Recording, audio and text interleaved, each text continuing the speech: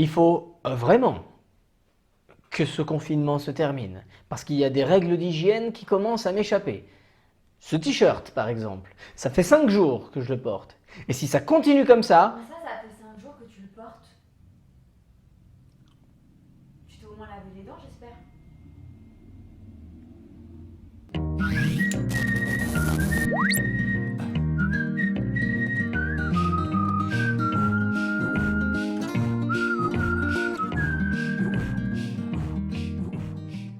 eh bonjour! Comment ça va, amigos? Ce n'est évidemment pas mon premier top sur cette vidéo, mais aujourd'hui on va faire un top bref, concis, rapide, un top des meilleures techniques dans Dragon Ball. C'est quelque chose que je voulais faire depuis longtemps.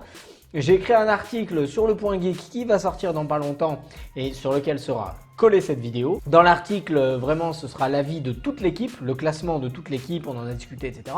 Dans cette vidéo, ça va être mon avis, mon top, les 5 meilleures techniques de Dragon Ball. Donc, déjà, tu as entendu Dragon Ball, hein, je sais que ça fait un moment que tu me dis mais pourquoi tu pars sur d'autres trucs que Dragon Ball, fais du Dragon Ball. Donc voilà, là je reviens avec du Dragon Ball. Donc pour me remercier, tu me mets un petit pouce, hein, parce que c'est de bonne guerre. Tu vois. Alors évidemment, dans Dragon Ball, meilleure technique Dragon Ball, j'entends tout ce qui est technique dans l'univers de Dragon Ball Z. Je n'inclus pas Dragon Ball Super. Même s'il y a quelques techniques sympas dans Dragon Ball Super, notamment une que j'aime beaucoup, c'est le Hakai de Beerus. On le voit pas beaucoup, mais c'est quand même une technique que je trouve ultra stylée, quoi. Elle élimine n'importe qui, n'importe quand, n'importe comment. Enfin, pas n'importe comment, mais t'imagines dans la vraie vie un truc comme ça, n'importe quel problème, Hakai. La voisine qui fait chier au-dessus, tu dis, mais non, tu fais du bruit, Hakai. Allez, sans plus attendre, les 5 meilleures techniques selon moi de l'univers Dragon Ball.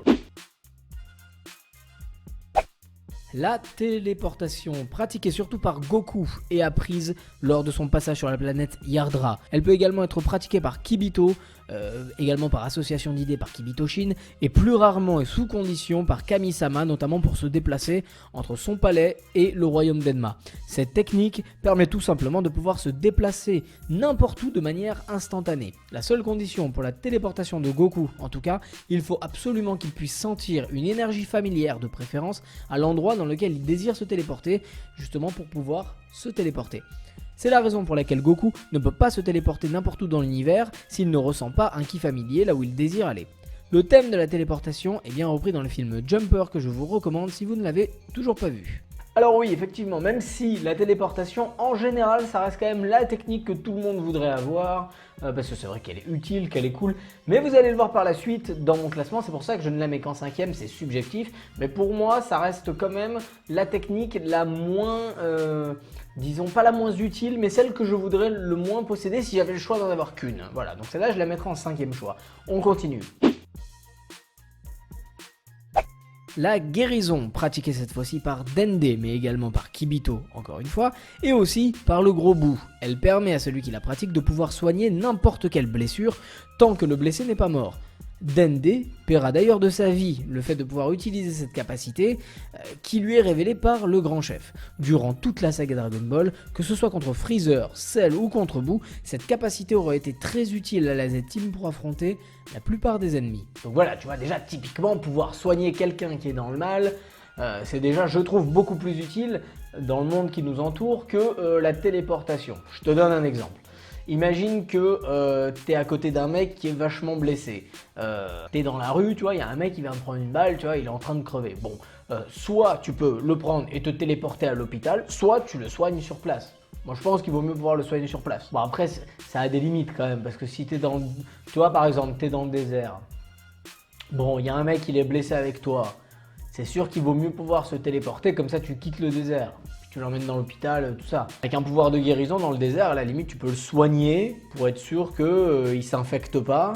Quand tu vas le bouffer après, au moins, tu es sûr que tu n'auras pas de merde. Bon, il vaut mieux pouvoir quand même se téléporter. On continue ce classement.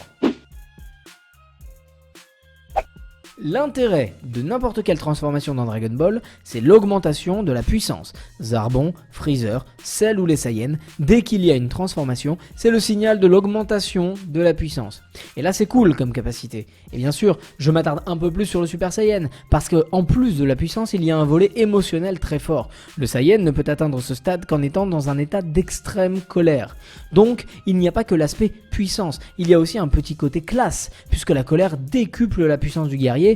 Et côté apparence, je suppose que le jaune n'a pas été choisi par hasard. Effectivement, il paraîtrait que Toriyama et son assistant en ont eu marre de remplir la chevelure de Goku et ont décidé de le transformer pour avoir des cheveux blancs dans le manga. Mais pour autant, en animé, ils ont choisi la couleur jaune. Ils auraient pu choisir n'importe quelle couleur claire, mais non, du jaune représentant le feu et la flamme intérieure qui s'extériorise lorsque le guerrier lâche sa colère. Et là, je crois que je tiens quelque chose. Donc tu vois, c'est pour ça que je ne parle pas de Dragon Ball Super, parce que les transformations dans Dragon Ball Super, j'en ai déjà parlé, il n'y a absolument pas le volet émotionnel. Dans les formes, il peut y en avoir un. Par exemple, la forme Ikari de Broly, là, il y a un aspect émotionnel, c'est de la colère.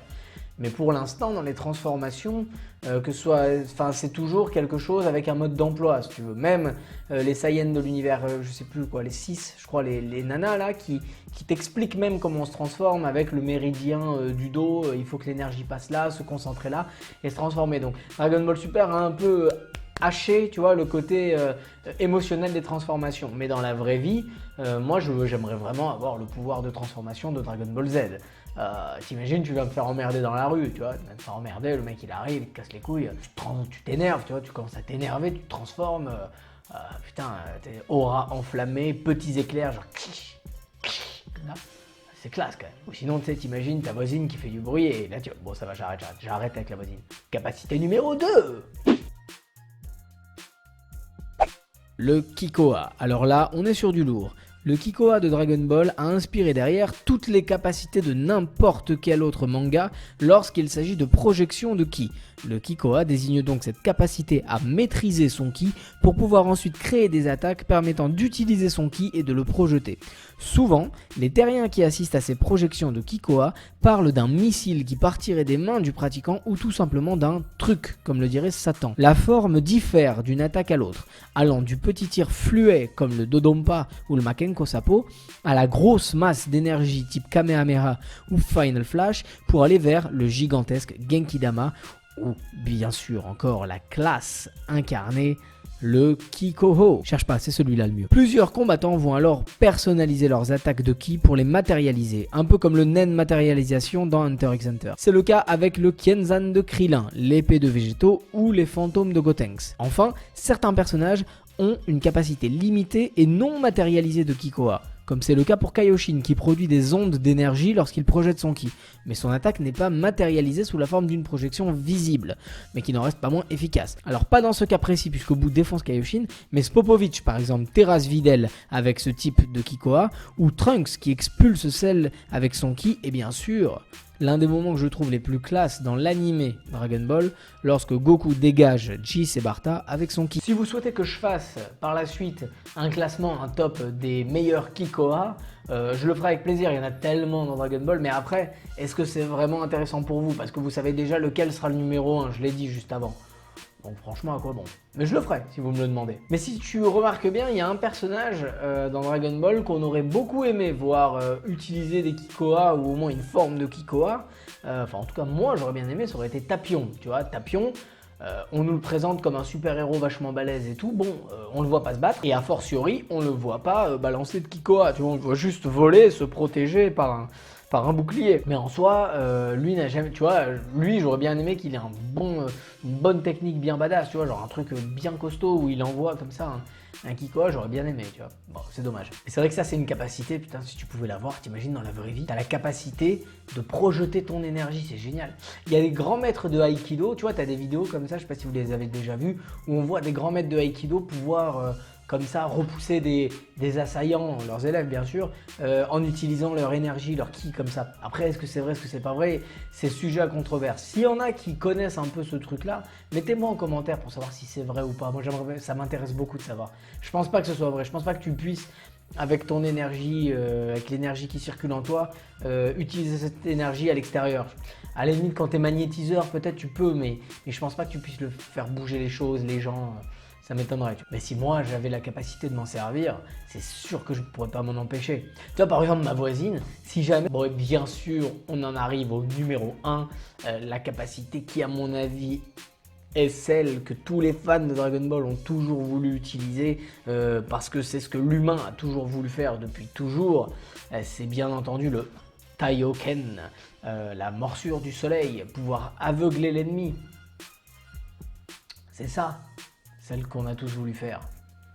Ne me dites pas le contraire. Mais je déconne, bien évidemment, je sais que c'est pas celle-là. Je sais que celle que tout le monde a toujours voulu, c'est la capacité de Babidi, bien sûr, de pouvoir utiliser le vice de son adversaire. Si j'avais cette capacité-là, j'irais voir des terroristes, je les manipulerais grâce au vice qu'ils ont en eux et je leur demanderais de faire le ménage chez moi, tu vois. Ouais, bien sûr, soyons sérieux, la capacité de Dragon Ball que je pense nous avons tous voulu avoir au moins une fois parce qu'elle vient de Dragon Ball, mais également parce qu'on a tous voulu et qu'on en rêve des fois la nuit, c'est bien sûr la danse de l'air.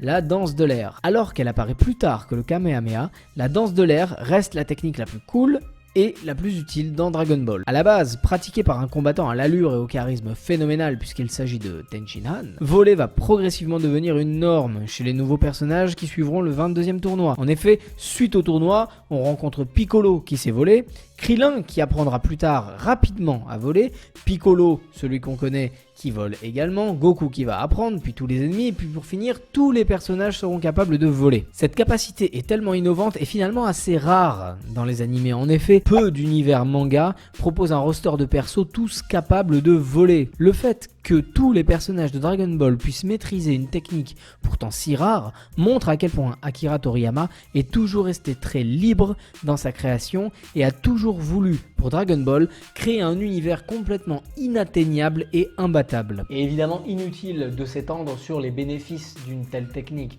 T'as besoin de faire les courses, tu dis à ta femme, chérie, t'as besoin de quoi? Puis après tu vas sur le balcon et tu t'envoles, tu vois. Ou alors, ou sinon moi j'attraperai ma voisine, tu vois, je la prendrai avec moi sur mon balcon, tu vois, je m'envolerai comme ça, je m'envolerai très haut, je la tiendrai. Puis j'irai au-dessus d'un volcan en fusion et je la lâcherai, ça race. Et voilà amigos, c'est déjà la fin de cette vidéo. N'hésitez pas à me dire en commentaire ce que vous avez pensé de mon top, mais également de me donner le vôtre. Dites-moi s'il y a des capacités dans mon classement qui ne vous semblent absolument pas pertinentes et peut-être que vous les auriez remplacées par d'autres. Voilà, j'attends vos avis. N'hésitez pas à mettre un pouce sur la vidéo, à la partager, à vous abonner également à Yaniv avec un V, que ce soit sur YouTube, sur Facebook et également à lire les articles du Point Geek. Les tops sont en général des sujets à bagarre, tu vois, mais en même temps c'est du Dragon Ball, donc ça nous unit, parce qu'il ne faut jamais oublier de privilégier ce qui nous unit et de bannir ce qui nous divise, comme les voisins. Bruyants de préférence. Et c'est tout pour moi amigos, je vous souhaite une bonne journée ou une bonne soirée, je ne sais pas quand est-ce que vous regarderez cette vidéo, et je vous dis à la prochaine, bisous.